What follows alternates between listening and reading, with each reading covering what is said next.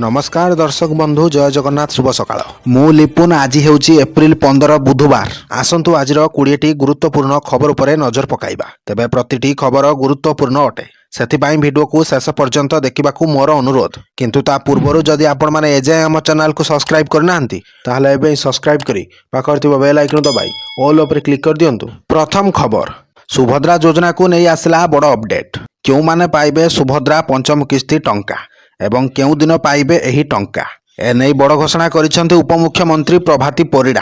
तेबे राज्य सरकार फ्लैगशिप स्कीम सुभद्रा योजना रे चतुर्थ किस्ती टंका हिताधिकारी खाता को आसी सारी 4टी किस्ती रे मोट 20,000 टंका पाई सारी 1 कोटी अधिक हिताधिकारी एबे पंचम किस्ती को अपेक्षा करिसेंती महिला तेणु समस्त हिताधिकारी निकटरे जेभली भावे सुभद्रा पहुंचबो से नहीं योजना को क्रियान्वयन करने को लगातार भावे प्रयास करिसेंती राज्य सरकार। गत मार्च 8 तारिख अर्थात महिला दिवस अवसर में राज्यर कोटीरू अधिक हिताधिकारी खाता को आसीथिला सुभद्रा योजना टंका।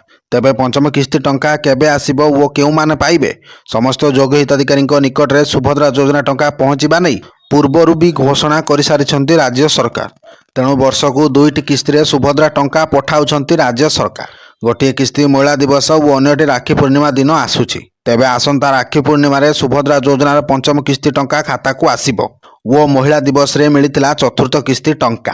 तेणु एबे नुआ करी आवेदन जारी रहिछि जो मानकर बयस हो जाइछि सेमाने आसंता एप्रिल 30 जाए आवेदन करि पारिबे अर्थात एबे सुभद्रा आवेदन करने को पोर्टाल खोला रही। तेबे जो माने योग्य एवं सरकार द्वारा निर्धारित बयस हो जाइछि सेमाने आवेदन करि पारिबे। तेणु पूर्वरु 4टी किस्ती रे मोट 20,000 टंका लेखा पाई सारी राज्यर 1 कोटी अधिक महिला किंतु अयोग्य हिताधिकारी को एथरु बाद देइछंती राज्य सरकार। तेबे अति सहज रे बुझिबाकू गले आसंता अगस्त 28 तारिख रे पुणी 5,000 टंका लेखाएं पाइबे सुभद्रा हिताधिकारी। तेबे नुआ हिताधिकारी आवेदन करने एबे सुवर्ण सुजोग रही। तेणु एप्रिल 30 तारिख पर आउ आवेदन करिपारिबे नाही। परवर्ती खबर सतर्क रुहंतु ओडिशा समेत एही राज्य में माड़ी आसुची प्रबल ग्रीष्म प्रवाह। तेबे सारा देश में एबे खरा और गुळुगुळी असह्य हेबारे लागिछि। भारतीय पाणीपाग विभागर सद्यतम सूचना अनुसार ओडिशा समेत पूर्व केंद्रीय और दक्षिण भारतर अनेक राज्य में आगामी किछि दिन पर्यंत प्रबल ग्रीष्म प्रवाह जारी रहिबो। तेणु राज्यर अनेक जिले में तापमात्रा 42 ରୁ 45 डिग्री सेल्सियस मध्य रहिबा नै आशंका करा जाउछि।